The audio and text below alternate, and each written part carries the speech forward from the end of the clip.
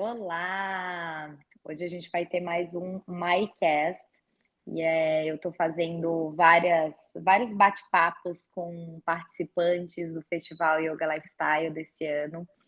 Hoje eu estou aqui com a Nata, que é uma pessoa que eu penso que encontrou o seu propósito. Ela já trabalhou em diversas áreas, ela fez faculdade de belas artes, ela se especializou em cuidados integrativos, ela tem algumas formações de yoga, mas desde 2016 ela abriu a Maple Tea. Eu lembro que na pandemia a gente fez até uma live relacionando chá com chakras e foi super legal. Hoje em dia ela realiza retiros, imersões, já levou um grupo para a Amazônia. E é esse trabalho que ela faz com as ervas, com os chás, é muito inspirador. E ela vai ter uma meditação do chá no festival esse ano, vai estar lá com stand também. Quem quiser conhecer, vai conhecer um pouquinho mais da Nata aqui hoje. Acho que o papo vai ser muito legal. E tá lá no festival e participar dessa meditação, bem na hora do chá, vai ser no sábado, 5 da tarde. Tenho certeza que vai ser muito especial. Bem-vinda, Nata. Oba! Muito obrigada, primeiramente, pelo convite, Mai. Que alegria estar aqui no seu podcast, que alegria vai ser estar no festival, podendo levar um pouquinho mais da meditação do chá, um pouquinho mais de qualidade de vida e daquilo que eu amo fazer, né, que é voltar para esse universo, né, de respirar, de estar em presença e ao mesmo tempo da gente poder curtir e apreciar uma boa infusão, um bom chá. Ai, me conta, Nata, tu sempre gostou de chá? Tipo, desde criança já é uma paixão tua ou foi com, o autoconhecimento que veio o teu interesse pelo chá? Nossa, Mai, eu sempre conto essa história lá na Napli, porque o chá sempre me acompanhou desde criança, né, e na verdade não era chá, era infusão, né, e tem um Hum, contexto um pouco maior, tal, mas só para reduzir a nossa história, né, a história da Napli e minha, eu tinha uma ligação muito forte com a minha avó, porque ela plantava, né, ervas, e o capim-cidreira sempre foi uma planta que me ligou com ela, me ligou com a história da uhum. minha família, então, desde criança eu sempre tive muito contato com as ervas em si, e o capim-cidreira, a infusão desse chá, né, dessa infusão em si, me trouxe um acolhimento muito forte. Eu fui trazendo essa experiência até minha infância, minha adolescência, e nunca mais parei, fui aprofundando cada vez mais, né? Até que eu conheci o universo mais zen, conheci o yoga, fui unindo todas essas situações, né? E acabei trazendo, incorporando tudo isso num trabalho muito especial, né? De qualidade de vida como um todo. Que lindo. Nossa, o capim-cidreira, tô falando agora, eu fechei os olhos e me reportei para casa da minha avó, que eu lembro eu também tomando muito a infusão de capim-cidreira. E Não é para mim é o chá mais maravilhoso? saboroso que existe. Eu amo e falam que é o mais fácil, né, de plantar, que realmente é um capim, cresce igual um mato, e eu acho que é isso que eu vou começar a plantar, vai me conectar muito, assim, com as minhas raízes, lembrar da minha avó, que era um ser muito especial, assim, no final do dia ela sempre fazia um chazinho de capim-cidreira e um escaldapé, uma bacia, assim, ela colocava uns sais, e era o momento dela de autocuidado, então eu acho isso tão lindo, uma mulher, né, cheia de filhos, eu fui a primeira neta dela, e eu lembro, eu passava minhas férias, assim, de inverno lá, e o cheiro para mim da casa dela é isso, e um cheiro de, não sei se conhece um torrão que faz na Páscoa, não sei se isso é só do sul, que passa assim no mel e no açúcar, é tipo um amendoim passado no mel e no açúcar. Conhece Uau, isso? Então, assim, é muito engraçado como certas memórias nossas têm cheiro, né? E agora, quando falou do total. capim-cidreira, eu fechei os olhos e eu me reportei realmente para as férias na casa da minha avó. Que delícia. Total, Mai, que lindo, é tão especial, né. Eu acho que as É. ervas elas nos trazem, assim, uma experiência que é além da parte fisiológica, mas muito sensorial. Traz pra gente algo que tanto lembra o acolhimento como algo muito mais interior, que faz com que a gente se reconecte com a nossa própria essência. Pelo menos foi assim que eu sempre, me encontrei quando eu vejo alguma erva, alguma uma coisa que eu consigo fazer uma transformação através da bebida, né. Então, eu achei muito lindo, né, a sua fala, porque realmente o capim-cidreira, as outras ervas, elas trazem mesmo essas lembranças, né, tanto da nossa família, quanto de algum momento que a gente vivenciou, né. Então, Uhum. por exemplo, no Oriente, ou as pessoas japonesas, orientais, né, até mesmo aqui no Brasil, elas têm o hábito de tomar o chá verde. Isso porque Uhum. vem da cultura, vem da família. Então elas também têm essas lembranças, né, e isso vai levando de filho para filho, né, de gerações para gerações, então isso que é o mais lindo de tudo. A erva É. une, as ervas, né, a natureza une. É, e o nosso corpo é muito lindo, eu não sei se você já viu esses estudos, provavelmente sim, que o nosso corpo, ele tem como se fosse a fechadura ali, a erva-chave, né. Ele tem Perfeito, receptores para receber, né, perfeito. determinadas ervas, é como a natureza, né, a gente está totalmente integrado com a natureza e a gente esquece disso, que a cura está na natureza, que a nossa doença está no afastamento da natureza. Então, eu acho que sempre que Total. a gente se conecta com os rituais, e muita gente fazer chá é um momento ali do ritual, só aquilo ali já é curador, mais do que a erva, mas ter um momento para si, ter o seu ritual. Eu acho que no Brasil tem muito isso do café também, não deixa de ser um ritual, Sim, com né? O certeza, momento do cafezinho com e certeza. tá tudo bem, né? Mas é muito interessante se permitir descobrir outros sabores, é, Total, você falou né? tudo, Do Mai. que todo dia ali o mesmo café, e eu já fiz isso algum período, hoje em dia eu tomo café quase todo dia de manhã, alguns dias não. Se eu Aham. sinto que eu já acordei muito animada, eu não tomo, porque o café ele me Uhum. acelera demais. Eu brinco que para mim a pior droga é a cafeína. Nossa, eu fico acelerada demais, eu não gosto, sabe, dessa sensação de Sim, me sentir acelerada. sim, Então, sim. eu fiz um período, acho que foram 21 dias, foi um detox que eu fiz ayurvédico, e todo dia eu tomava algum chá diferente, Uhum. CCF, que é um chá, não sei, que é comin, se chama CCF, é um chá bem famoso da Ayurveda. Uhum. Outro dia algum outro chá, e é muito especial isso, e acordar e descobrir um novo sabor diferente daquele que todo dia você toma, né. Sim, sim. E o mais incrível de tudo é que a gente vai desenvolvendo novas sinapses neurais, né, a gente não fica Isso. só na mesma coisa, a gente vai aprendendo a descobrir novas, experiências e através dessas novas experiências a gente vai, trazendo contextos também para a nossa vida. Então, ao invés da gente fazer o mesmo, né, a rotina que às vezes a gente torna ela maçante, a gente vai trazendo elementos que vão, eh, apimentando, não é apimentando, mas fazendo Ativando. isso, ativando, novas descobertas dentro da nossa experiência do dia a dia. Isso vai trazendo uma rotina mais interessante, né, um dia a dia mais interessante. Por exemplo, né, você mesmo disse, o café, né, o café ele é muito legal, e tem horários muito importantes para a gente tomar, né.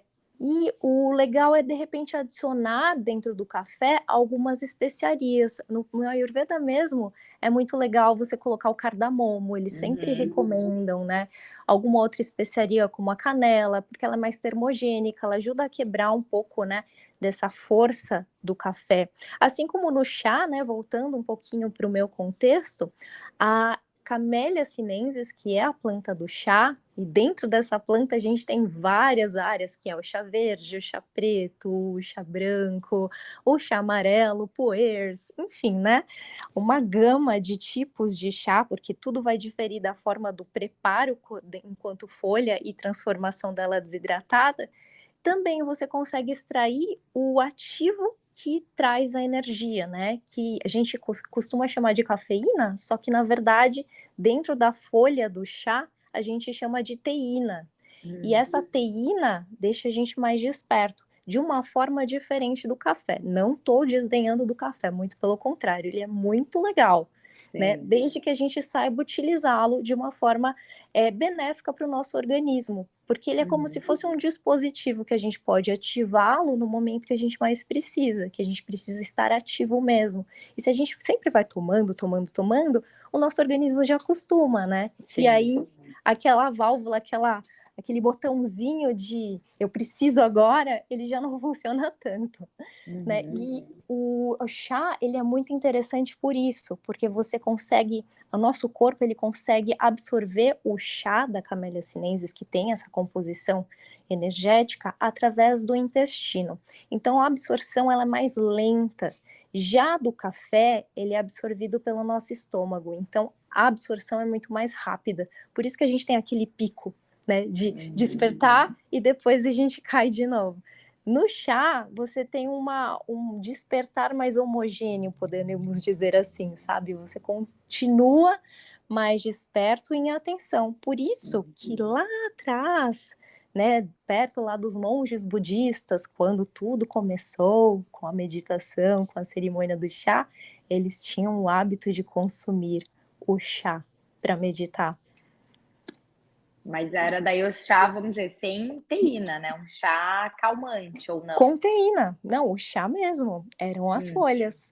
Então, por exemplo, na cerimônia do chá japonesa, utiliza-se o matcha, que é o quê? Uau! A própria folha do chá triturada, vamos dizer a grosso modo, assim, triturada num tipo de um moinho, né? E fica um pozinho mesmo. E imagina só, você vai tomar aquele pozinho na água, então você está tomando a folha também. Nossa, eu E não entro o gosto do matcha, e se eu tomo um matcha para meditar, eu vou ficar quicando. pois é, Eu vou sair dançando com o matcha. Vai virar e, uma cerimônia de dança, meditação ativa. pois é. E na meditação chinesa, né, na cerimônia chinesa, são as folhas do chá. Então, assim, não tem essa parte do descafeinar um chá, vamos dizer assim, Sim. né? Mas utiliza-se um composto, se a gente for ver, né, dentro dessa parte química da folha, agora vai continuando esse contexto cafeína e tudo mais, nós temos a L-teanina dentro da Camellia sinensis. E aí sim, a gente tem um contraponto. Então eu falei da teína, que é esse composto energético, super power, mas em contraponto, dentro dessa mesma folha, a gente tem a L-teanina. A L-teanina é um composto que deixa com aquela sensação de bem-estar. Então, é muito interessante, Mai, se você um dia tiver a oportunidade de fazer degustações de chá, né, eu não digo uma ou duas xícaras, né, são xícaras, né, várias xícaras de chá, não em grande quantidade, em pequenas quantidades, mas você vai sentindo até uma certa leveza, sabe? Tem muita gente que fala, estou bêbada de chá, porque realmente a L-teanina é um contexto, tanto é que às vezes os médicos eles isolam esse Composto. contexto, esse químico, esse composto da planta para relaxamento. Então você Sim. sente realmente, sabe, aquele respirar, assim, é muito louco. E é muito interessante, porque dentro dessa planta ela é muito completa. Você tem É, energia e o descanso.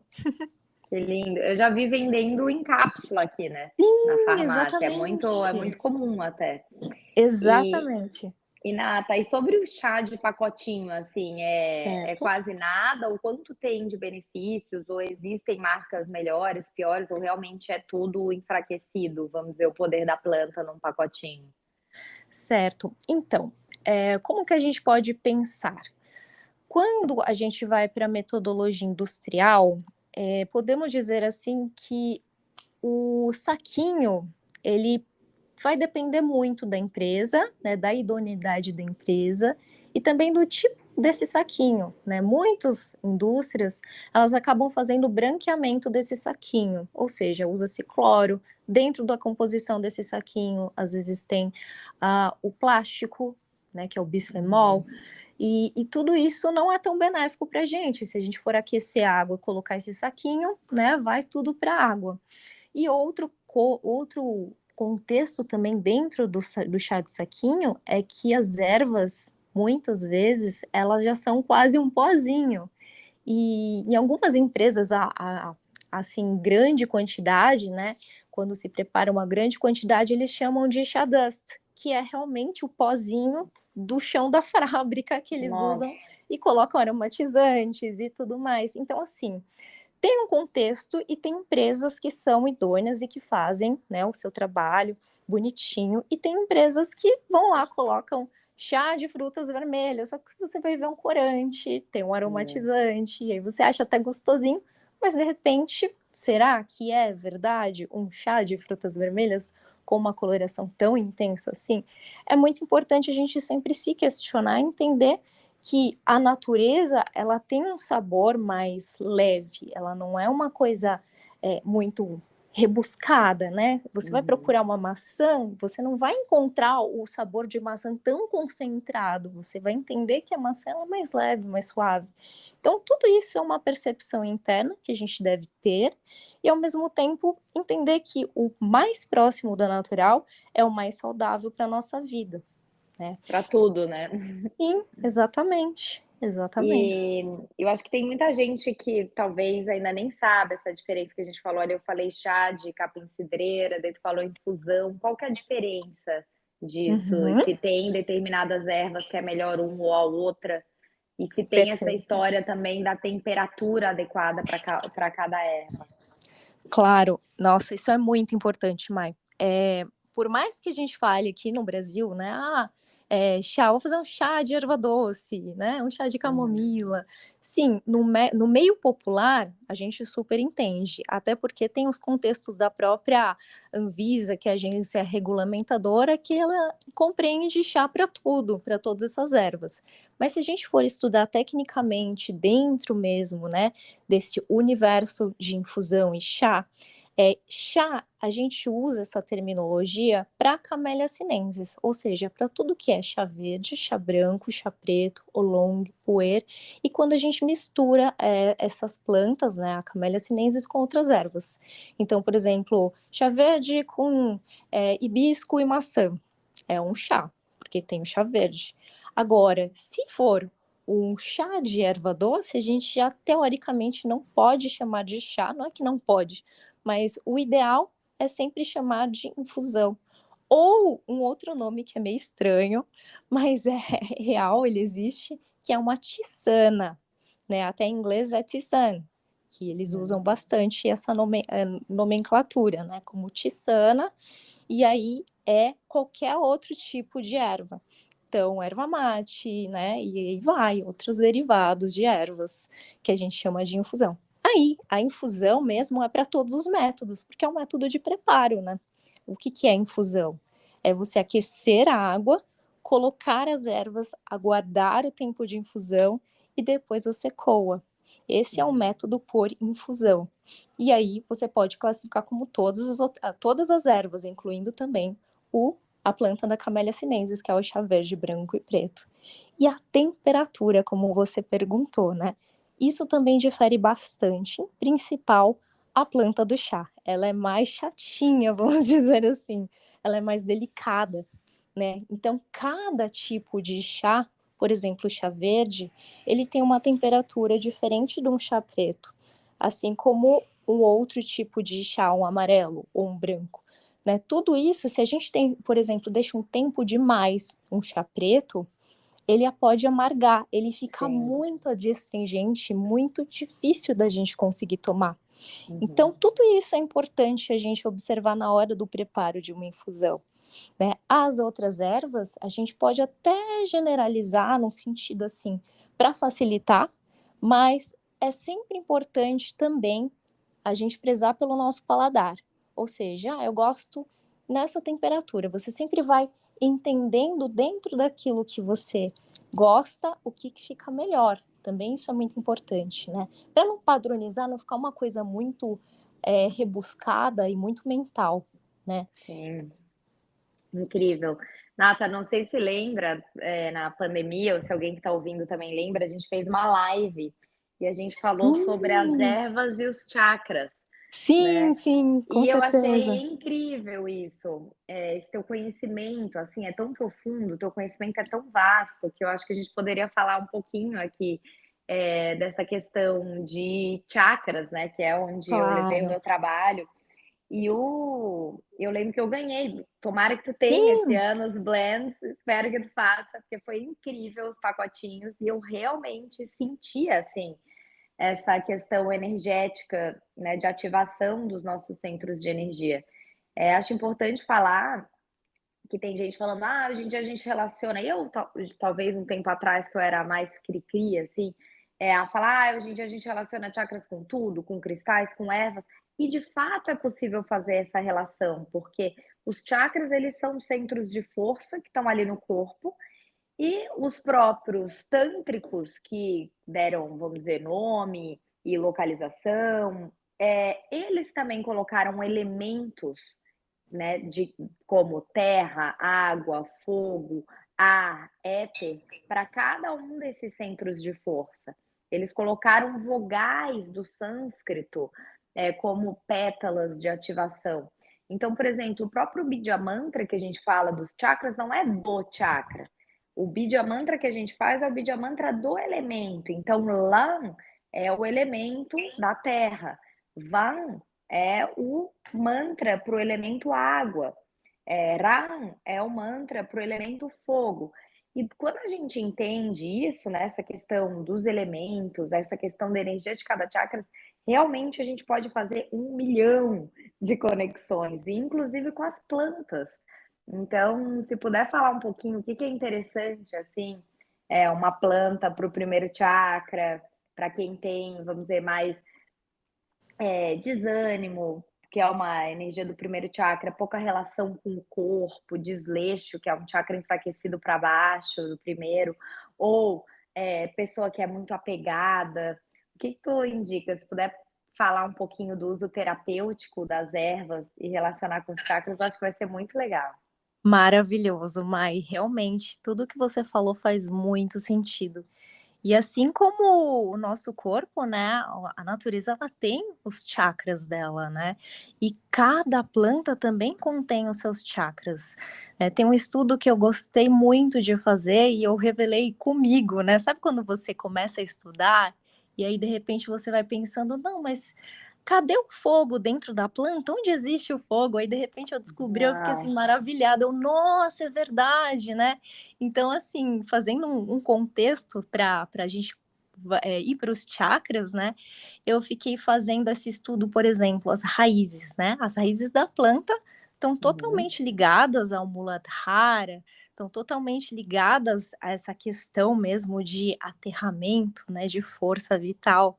E aí, o Suaristana, o Manipura, ele está muito ligado à questão do fogo e também da criação e da água, né? Então, se a gente sim. for contextualizar com a planta em si, onde que será que está ligado o fogo dentro da planta? Isso que fiquei deslumbrado. É a semente, porque ela precisa eclodir, ela precisa da energia vital para poder se transformar em planta, né? Uhum. Então, isso para mim foi algo muito mágico, onde eu pude entender que o Swaristana e o Manipura, eles estão juntos nessa questão de trazer a vida e, ao mesmo tempo, trazer Transformar, toda a transformação, né. exatamente. Que Exatamente, lindo, né? que E isso lindo. foi muito lindo. Bom, falando um pouquinho, né, sobre os chakras, eu acho muito interessante, né, voltando ainda para a raiz, né, vou de baixo para cima, Sim. é uma das ervas bem bacanas para o Muladhara são as raízes, né? Ou seja, tudo que a gente tem de ginseng, que a gente tem gengibre, cúrcuma, né? Raízes mesmo que fazem com que a gente se sinta mais aterrado.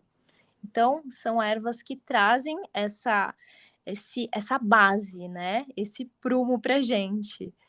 Se a gente for pensar agora no Suaristana, e você tinha até perguntado, né, a questão de qual área, o que que traz, né?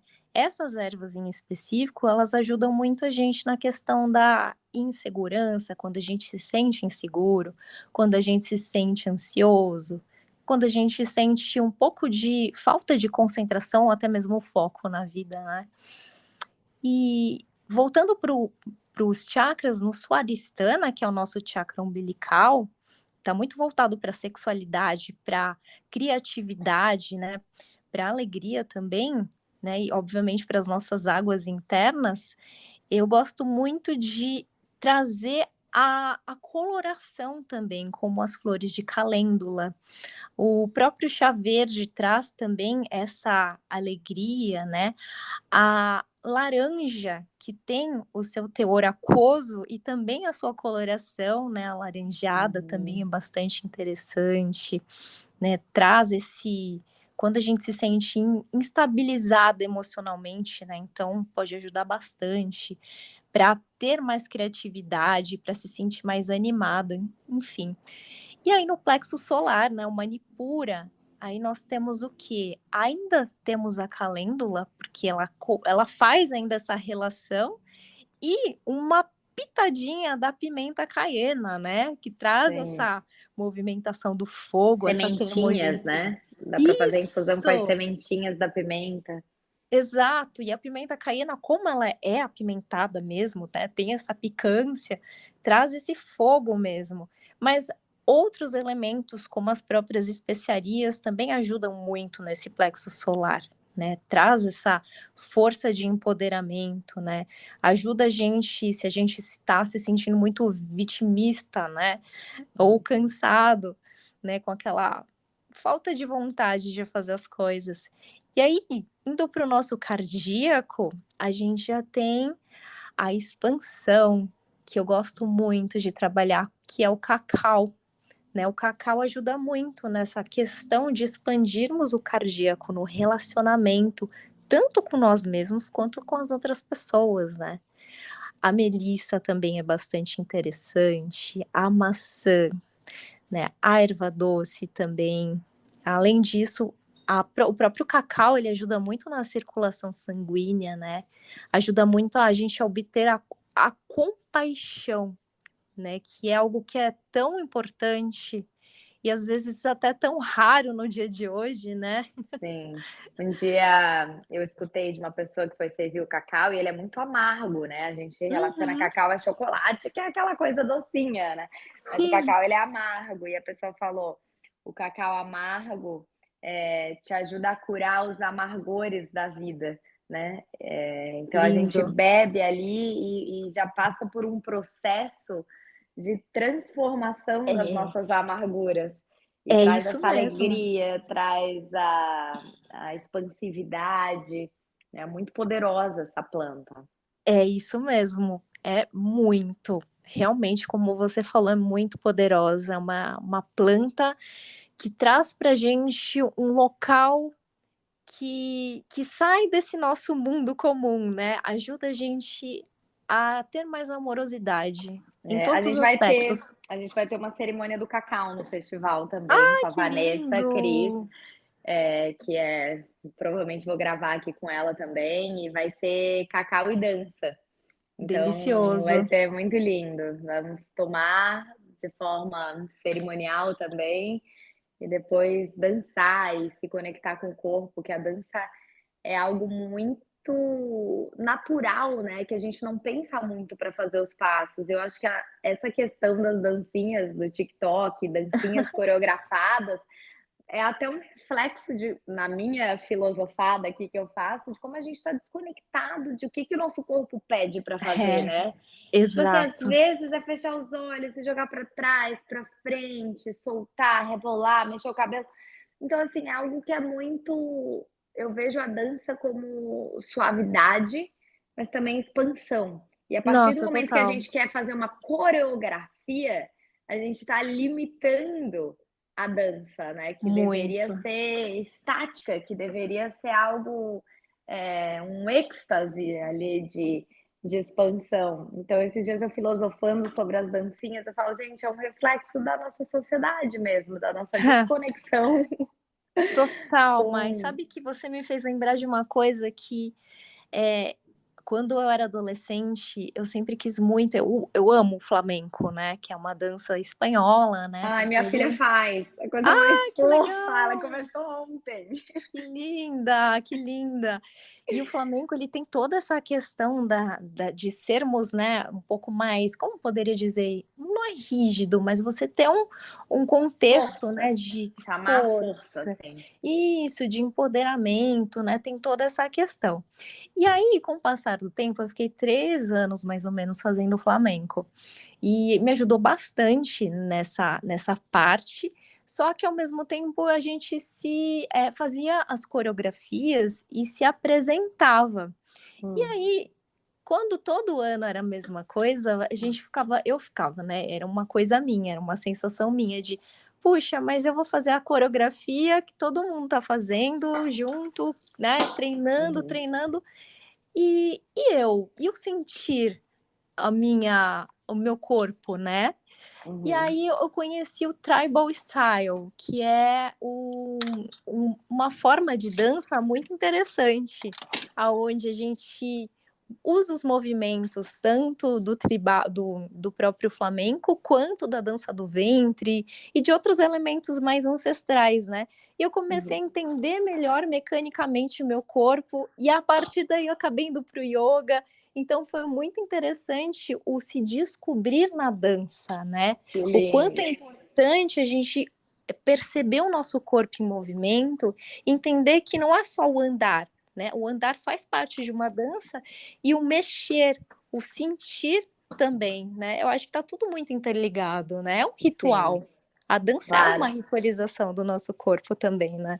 É, mas a minha filha foi engraçado, porque ela quis fazer só para usar saia longa e salto alto. Ah, que Porque, lindo.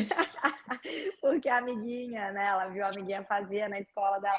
Mamãe, eu quero aquela dança que usa saia comprida e salto alto. Daí eu fui olhar, né, na programação e achei legal ela fazer. Demais, É, demais. É muito bacana, Mai, porque traz um empoderamento muito especial. E eu falo porque eu é, sempre fui muito tímida, né? E essa uhum, questão de me colocar em movimento e fazer as apresentações, mesmo errando, eu lembro que a minha professora de flamenco, ela falava assim: na apresentação, se você errar a coreografia e todo mundo estiver fazendo e você for para outro lado, de repente, faz carão e quem tá certo é você.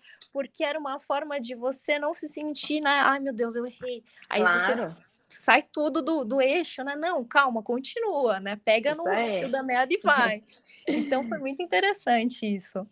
Lindo, né? Minha filha, ela não gostava de balé, ela não gostou de balé, fez 1 ano, agora vai tentar aí o Flamengo, tomara que ela goste. Ah, vai ser lindo, vai ser lindo. Vai. Depois quero ver a foto dela com a roupinha. Vou mandar. E Bom, aí, Nata, vamos. continuando, né? Faltou Uhum, laríngeo, frontal, sim. coronário.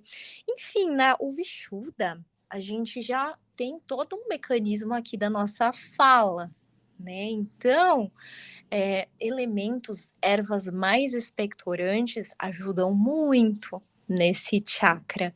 Por exemplo, o funcho, a própria melissa é muito interessante, a hortelã, o capim-cidreira, o eucalipto. E muita gente pergunta: nossa, eucalipto, como assim? Sim, dá para fazer chá de eucalipto, né?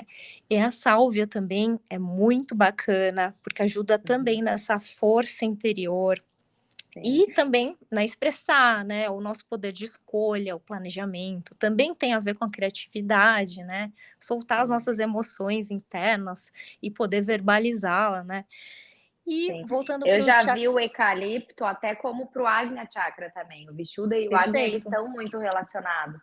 E talvez pode ser o respirar, né? Não precisa tomar o chá de eucalipto, só Sim, de colocar umas maravilhoso. gotinhas no banho ali, fazer como aromaterapia, tem muito Perfeito, poder o eucalipto para abrir o laríngeo nessa questão do expectorar mesmo, né?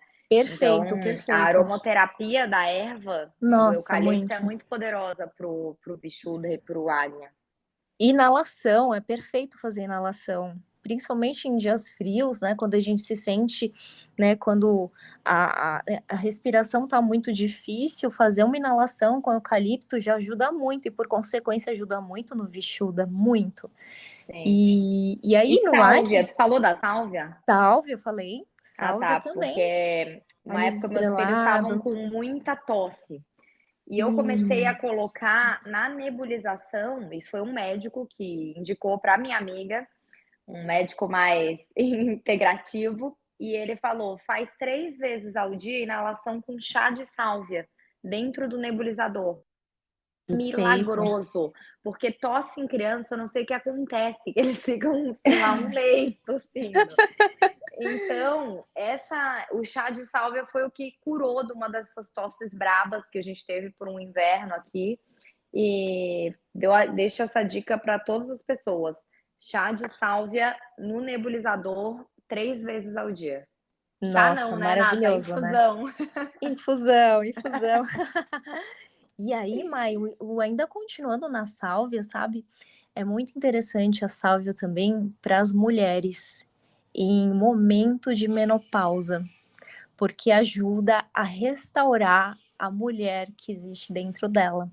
É um momento de transformação, né? Então, às vezes a gente fica um pouco mais para baixo com as transformações energéticas, fisiológicas. A sálvia ajuda muito nesse momento de transformação da mulher. Também é bem bacana. Que lindo. E aí tem o Sahasrara, né? Que é o nosso chakra coronário.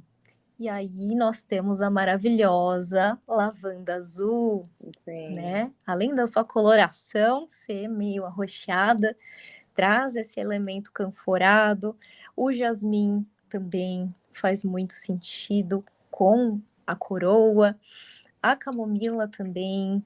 E tudo isso também ajuda muito na questão de depressão, de nervosismo, né? Para acalmar, para trazer uma paz, tanto a paz do dia a dia, mas é uma paz muito interna nossa, né? De autoconhecimento, de reconexão com a nossa própria essência, sabe? Uhum. Eu não sei se no Brasil tem o chá da flor de lótus. Sabe que eu não encontro por aqui? É, aqui é Não. até fácil de encontrar, vende até na Amazon. Uhum. E é um chá também, né, que conecta muito, ao mesmo tempo que pode parecer, para quem não se aprofundou ainda nos chakras, pode ser contraditório, mas é um chá que conecta muito com o primeiro e com o último, né? Porque a Sim. flor de lótus, ela tem esse poder, ela vem da Nossa, terra, ela vem maravilhoso. da lama, mas ao mesmo tempo ela é etérica, ela parece que está ali flutuando em cima daquela lama, ela não se suja. Então é literalmente da lama ao lótus. E o chá da flor de lótus, a infusão, né, dessa flor, Perfeito. trabalha muito ao mesmo tempo a nossa conexão com a terra, tirar da terra o que é proveitoso e mais acender o espírito, essa conexão com o teu eu maior, com a espiritualidade. Uma flor bem poderosa. Maravilhoso, incrível, né? É isso, né? A natureza ela tem esse poder de nos transformar, de Sim. levar algo além do que a nossa própria experiência só vivida, né? Ela traz esse acolhimento, esse abraço de É. Gaia. Nata, eu amei o nosso papo. Eu adorei, foi uma aula para mim, como Ah, eu sempre, as também nossas amei. conversas. E vou amar estar contigo lá no festival. E aproveito para convidar todos aqui, sábado, 5 da tarde. Quem quiser mais informações sobre o festival, comprar ingressos, tem todas as informações, toda a programação lá no site yogalifestylebr.com.br. yogalifestylebr.com.br. Vou deixar aqui embaixo no podcast o site também. Para quem ainda não adquiriu, a gente já está no nosso segundo lote. Aproveita antes que acabe os ingressos. E quem já foi, já comprou assim que abriu, porque sabe que é uma experiência maravilhosa estar Única. lá, única. Que estar lá com pessoas, né, que têm o mesmo interesse. Essa questão Total. vibracional é muito importante. Aonde que tu vai num lugar que as pessoas também têm interesse em alimentação consciente, em ser uma pessoa melhor, em estar feliz, em abraçar, em ajudar o próximo. Então, só de você estar lá com pessoas que querem evoluir, já muda a sua vibração. Daí ainda Nossa, fazer todas muito. as aulas maravilhosas com professores experientes, né? Um dos critérios, a gente recebe muito, muito, muito é, e-mail, direct de pessoas que, eu quero dar aula no festival. Mas um dos critérios é dar aula, ou pelo menos praticar yoga há 10 anos, porque yoga não é algo que você aprende num curso e numa formação. É algo que você aprende Exatamente. vivendo e praticando aquilo. E assim, uma década é um tempo que você consegue assimilar um pouquinho do yoga, É verdade, nossa, com né? certeza, Mai. E o Então, festival é uma coisa linda. Eu participo desde 2018, se não me engano, dos eventos inclusive com a minha marca de chás, mas fazendo as aulas, né? E foi uma experiência maravilhosa. Por isso que eu não perco e eu amo fazer as aulas do pessoal, dos professores. É sempre muito emocionante, muito gostoso. Eu, se fosse vocês, não perderia de verdade, viu? os professores, eles preparam, assim, porque não é uma aula, né? Vou lá dar uma aula de sei lá o que é. Eu, pelo menos, Não. preparo como um curso, um workshop, assim, 2 aulas esse ano, uma teórica, outra prática. Então, assim, imagina um final de semana com vários workshops, né? Não são só aulas. É maravilhoso. Eu tô com os dias para estar no Brasil, para estar em São Paulo, para ver muita gente querida e para participar dessa cerimônia do chá. Que chegue em novembro, vai ser muito legal. E a cerimônia do chá, gente, vai ser mágica. Por quê? Porque eu gosto muito de contextualizar, só para dar um resumo para o pessoal ter essa noção do que vai ser, né?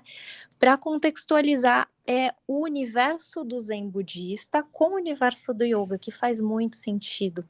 Então, muitas vezes a gente acha, mas espera aí, como assim? Vou tomar um chá ou fazer yoga? Como que é isso?